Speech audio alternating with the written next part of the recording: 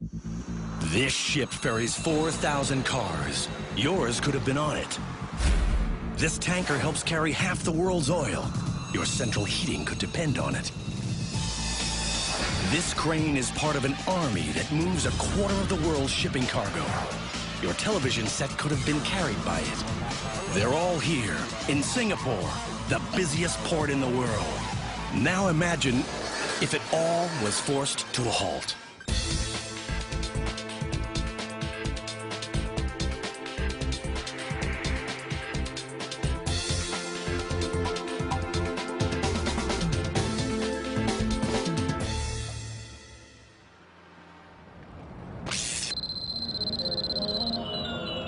When a megaship decides it's in a hurry, watch out. This is not going to be just another day. The Shenzhen is not a ship that will sail into any port. And it will not allow just anyone to try what he's about to do. Good morning, sir. Approaching you Harbor now. pilot Joseph is about to squeeze the ship through the narrowest channel of one of the busiest shipping lanes in the world.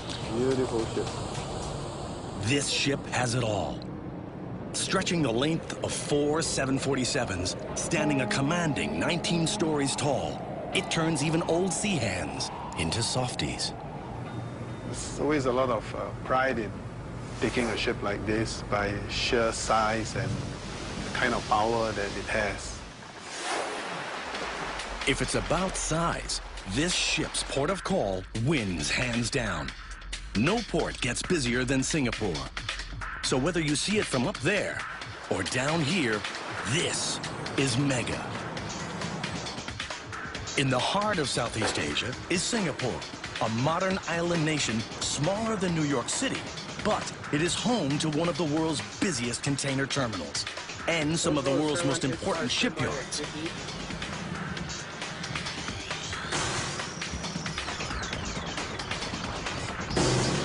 An army 6,000 strong keeps the port moving 24/7. At any time of the day, 1,000 ships are docked. Another drops anchor every 2 to 3 minutes. And on the days when a megaship sails in, every second becomes a battle.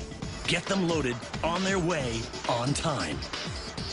When the pressure mounts, no one will feel the heat like the troops in the front line. Up there in their mega cranes, 10 stories high, these are seasoned soldiers, and they win the rooms with the view. I think I got the most beautiful view. The sea, you got island opposite me. Every time I come to work, it's so refreshing. 30 minutes and counting. The megaship is on its way in. At the port's traffic control, there is no room for error. OOCL Shenzhen, this is VTIS East. Good morning, over.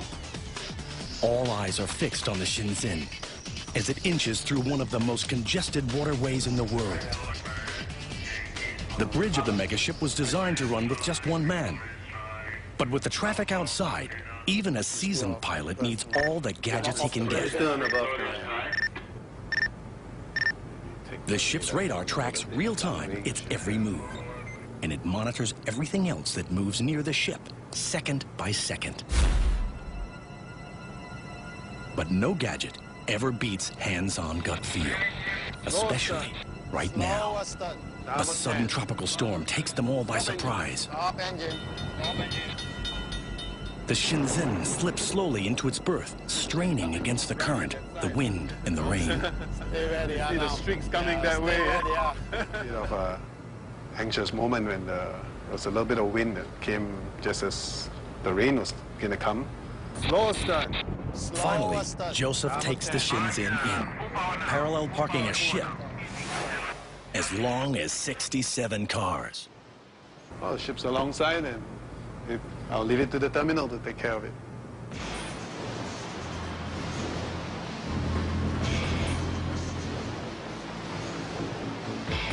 Within minutes, the troops get going and the first container comes down. But this is one of the largest container vessels in the world, so there's a lot more, like enough to fill 1,500 747s. Work has barely begun when new orders come in.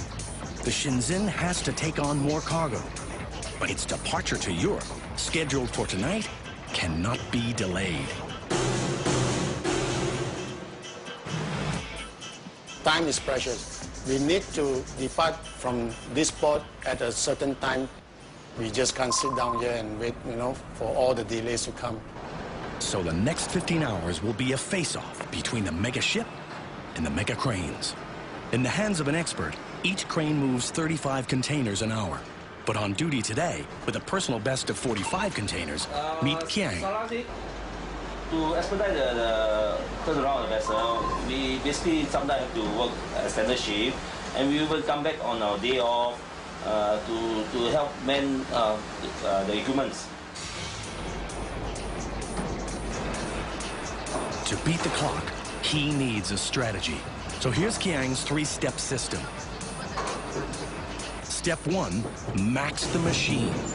This is the latest in crane technology, and it lifts 2 containers at a time. Step 2, know your machine. So here's Key Crane 101. This right-hand lever is actually to hoist and lower down the spreader. Okay, this is to hoist and lower down the spreader. And this left-hand side is to move the crane. We call this trolling. Okay, this is to trolley. And of course, this is a flipper to help us to flip the up and down to basically catch the container. This is the flipper. And of course, to lock and unlock container, this is the 2 buttons. Oh, and one more thing before he forgets. I think the most important, you must not be afraid of heights. Actually, here's the all-important step 3. Have a plan. Unloading a ship is not about grabbing the nearest container. Take too much off one end, and this could happen.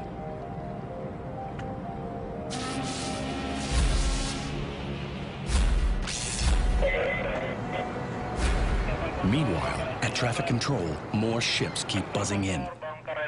With 9 radars and cameras throughout the port, the $40 million Vessel Traffic Information Service, or VTIS, can track 5,000 ships in real time, all the time.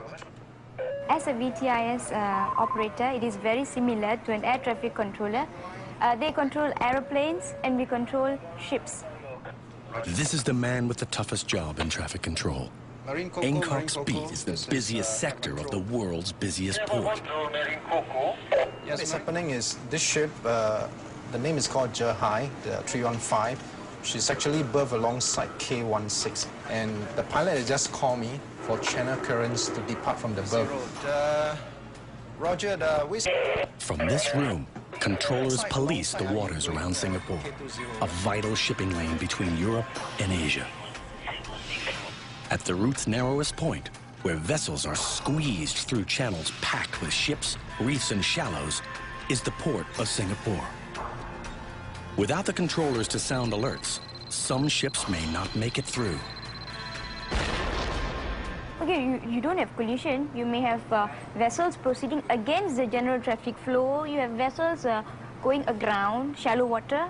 You can repeatedly inform him, hey, you're approaching boarding ground Alpha, please proceed at safe speed. If he doesn't check his speed, doesn't drop his speed, he's going to get grounded.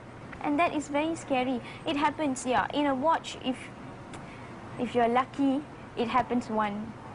Lucky, it happens one. If you're unlucky, the whole day is going to be stressful. Your stomach is going to hurt. This was one of those days. Despite repeated warnings from traffic control, 2 vessels collided just outside Singapore. But the odds that this could happen again are 6 in a million. Because back at traffic control, someone is always on watch.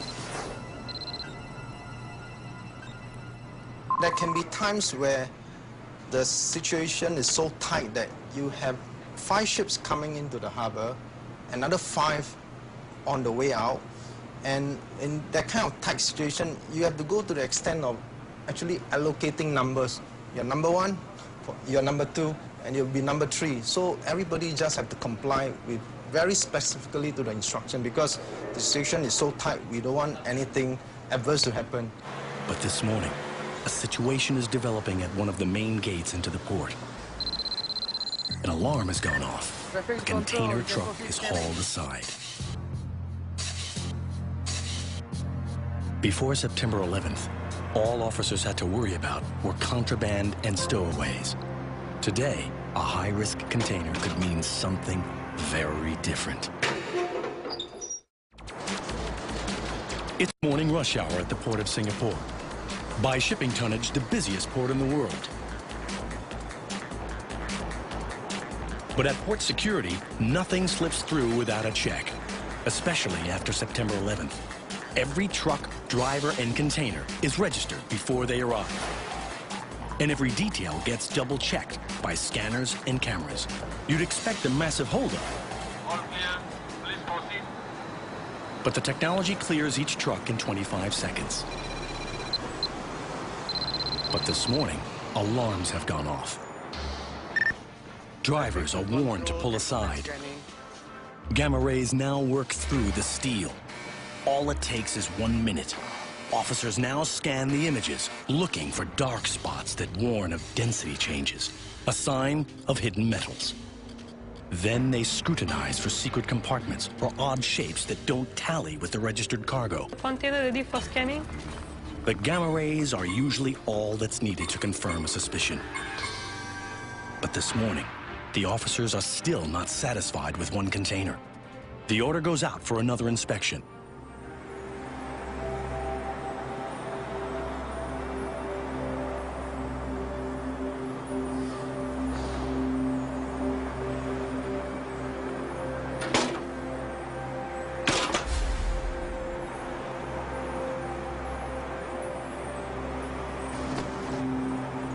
The officers keep mum about what they're looking for. A detail doesn't add up. That's all they're prepared to say.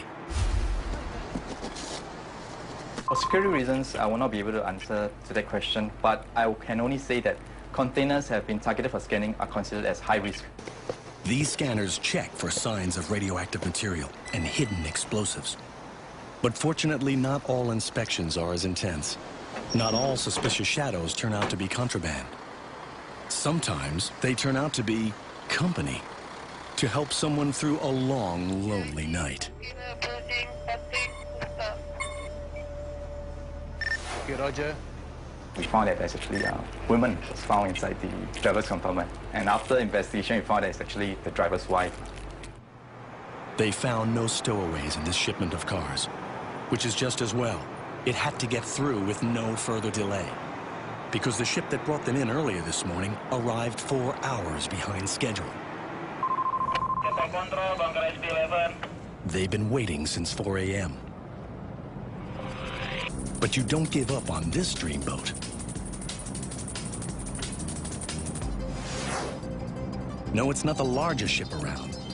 But this car carrier is part of a Japanese line that ferries 1/4 of all the cars that get shipped around the world. Really big compared to most of the other ships. We carry almost 4,200 cars at one time, so you could call it a floating car park or a garage. The ramp gives the carrier its nickname, Ro-Ro. Roll in, roll out. It turns out that Ro-Ro has a good excuse for making everyone wait. It's typhoon season, and Ro-Ro wasn't about to get caught. Yes, we had to avoid the typhoon and take a little bit of a detour in order to get better weather. Otherwise, a ship of this size also can be shaken up a lot. She rolls and pitches a lot in rough weathers. Despite cruising in late, Ro-Ro has to leave on time. But there are 560 cars to be rolled out, 750 to be rolled in, and parked inches apart. Basically in deck number 6, 7, That's 8, where they come in. The Ro-Ro racers, the elite car jockeys of the world's busiest port. They're confident they'll make it with an hour to spare for lunch. We are always fast one. Call it arrogance, but the Ro-Ro racers are driven by the challenge and they're geared up to go. Get down, everybody's down.